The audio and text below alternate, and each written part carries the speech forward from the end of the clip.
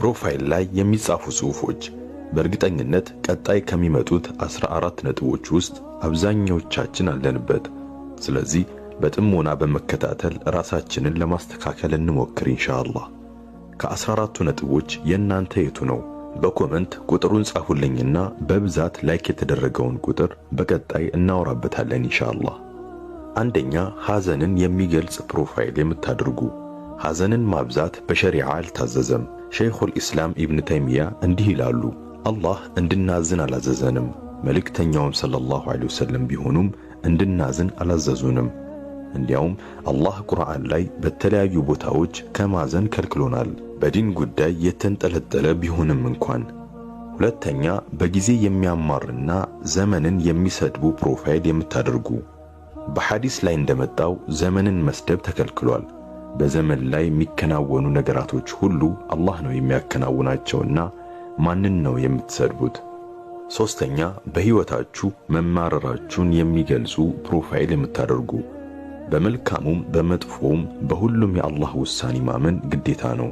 በቀድር ማማረር ደግሞ አይፈቀድም። አራተኛ፣ በተሰጣችሁ ነገር ማነስ ማማረርን የሚገልጹ ፕሮፋይል የምታደርጉ። ለተሰጣችሁ አመስግናችሁ በነበረ በተጨመረላችሁ ነበር፣ ከስጦታም ደግሞ እስልምና በቂያችሁ ነበር። አምስተኛ፣ ስለደረሰባችሁ በደል የሚያወሩ ፕሮፋይል የምታደርጉ። ስሞታውን ለአላህ ብታቀርቡ በተቀበላችሁ ነበር።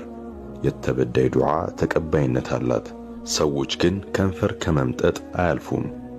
ስድስተኛ፣ መጥፎ ዕድል እንዳላችሁ የሚገልጹን ፕሮፋይል የምታደርጉ። አላህ በጠረጠራችሁበት ቦታ እንደሆነ በሐዲስ መነገሩን አስታውሱ።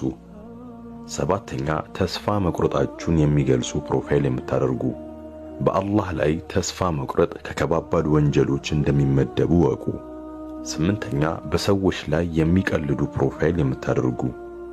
በቁርአን ላይ ከፊላችሁ በከፊሉ አያሹፍ መባሉን አስታውሱ። ዘጠነኛ፣ በዲን ጉዳይ የሚቀልድ ፕሮፋይል የምታደርጉ። ይህ ተግባር ኩፍር ላይ እንደሚያደርስ ወቁ። አስረኛ፣ ስለማይመለከታችሁ ጉዳይ የሚገልጹን ፕሮፋይል የምታደርጉ። የአላህ መልእክተኛ ሰለላሁ ዐለይሂ ወሰለም እንዲህ ማለታቸውን አስታውሱ፣ ከአንድ ሰው እስልምና ማማር ማይመለከተውን ነገር መተው ነው። ታዲያ እስልምናችሁ እንዲያምር አትፈልጉምን? 11ኛ፣ ብቸኝነታችሁን የሚገልጽ ፕሮፋይል የምታደርጉ። ሙስሊሙ በላኢላሃ ኢላላህ ወንድምና እህቶቻችሁ መሆናቸውን አትዘንጉ። 12ኛ፣ ጭንቀታችሁን የሚገልጽ ፕሮፋይል የምታደርጉ። ይህን ለመለጠፍ በወሰደባችሁ ሰዓት ዚክር ወይም ዱዓ አድርጋችሁ ቢሆን ጭንቁ ተወግዶላችሁ ነበር። 13ኛ፣ ረዳት እንዳጣችሁ የሚገልጽን ፕሮፋይል የምታደርጉ።